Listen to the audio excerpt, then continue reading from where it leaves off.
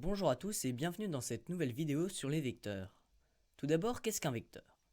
En maths, un vecteur est un objet généralisant plusieurs notions provenant de la géométrie, de l'algèbre ou de la physique.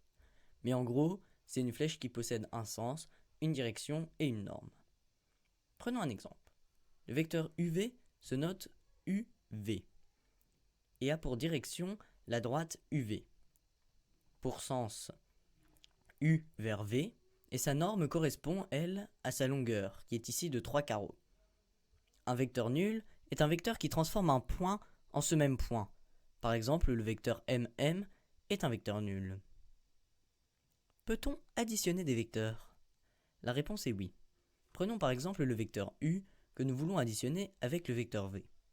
Pour ce faire, nous devons alors mettre l'extrémité du premier à l'origine du second et relier l'origine du premier avec l'extrémité du second.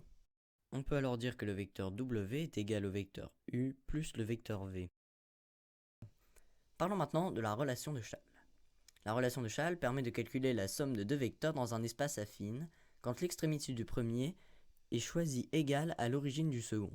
Elle s'énonce de la manière suivante. Pour tout point A, B et C d'un espace affine, on a AB plus BC, donc le vecteur AB plus le vecteur BC, égale le vecteur AC. Cette identité signifie que la translation du point A vers le point C peut être réalisée en passant par un point quelconque B. La translation du vecteur AC est ainsi composée de deux translations, celle du vecteur AB et celle du vecteur BC. Alignement et parallélisme.